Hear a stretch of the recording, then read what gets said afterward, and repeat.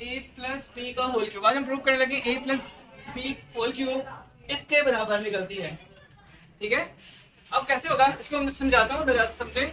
ए plus B whole cube का मतलब ए plus B की तीन ब्रैकेट्स हैं, 1 2 3, और तीन ब्रैकेट्स की मल्टीप्लिकेशन है। अब तीन ब्रैकेट्स की मल्टीप्लिकेशन कैसे हो रही है, मैंने तो 1 2 3 के ऑर्डर में लिख दिया। इन दोनों को मल्टीप्लाई करने का मतलब है कि इसका होल स्क्वायर आ जाएगा, साथ में सिंगल ब्रैकेट मैंने यहाँ पे रख दी। होल स्क्वायर का फॉर्मूला तो क्या पढ़ चुके हुए हैं, उसका फॉर्मूला एक्सपेंड करने के बाद आता है A square plus 2ab plus A plus B as it is था। अब इन दोनों ब्रैकेट्स की मल्टीप्लिकेशन करवानी है, इसके लिए मैं थोड़ा सा ऑर्डर चेंज करूंगा। इस वाले ब्रैकेट को इधर ले आऊंगा और इस वाले को इधर ले आऊंगा।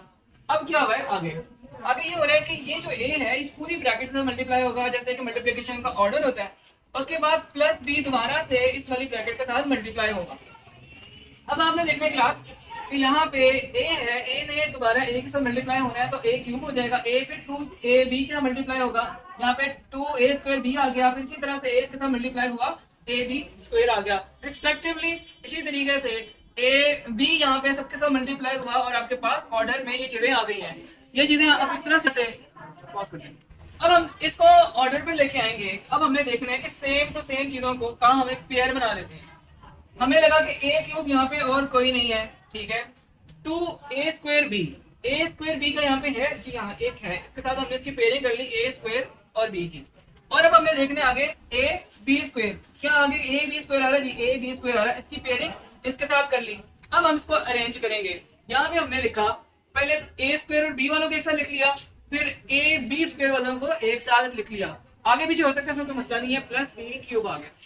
अब हम क्या करने लगे हैं, अब हम यहाँ पे इसको क्या कहते हैं अरेंज कर चुके हैं। तो ये आपके पास 2 है और ये 1 है, ये 2 टाइम्स है और ये 1 टाइम है, तो इन टोटल प्लस करने के बाद आपके पास कितना टाइम्स हो गया, 3 टाइम्स। और ये भी आपके पास 1 टाइम और ये 2 टाइम्स, तो ये कितने टाइम्स हो गया, 3 टाइम्स हो गया, और प्लस बी क्यूब। हम जितना भी इसको सॉल्व कर सकते हैं, जितना भी इसको क्लोज कर सकते हैं, जितना भी छोटा कर सकते हैं, फॉर्मूले में हमें उतना छोटा करना होता है ताकि हमें याद करने में उतनी ही आसानी हो। अब हम देखने लगे कि इसमें से क्या, इन दोनों में से क्या चीज कॉमन निकल सकती है। 3 से कॉमन निकल आएगा, ए का स्क्वायर है, इधर सिंपल ए है, एक ए भी निकल आएगा और एक बी भी निकल आएगा। तो हमने इन दोनों को सेम रखना है और यहाँ पे हमारे पास आ गया 3ab और अंदर क्या रह गया, जब 3 भी बाहर निकल गया है, ए भी बाहर निकल गया, बी भी रह गया, तो सिंपल एक ए रह गया। यहाँ पे भी 3 कॉमन बाहर आ गया, ए भी कॉमन आ गया, तो बी सिंपल एक रह गया प्लस बी क्यूब। इस तरह से क्लास हमारा ये फॉर्मूला कंप्लीट हो गया है।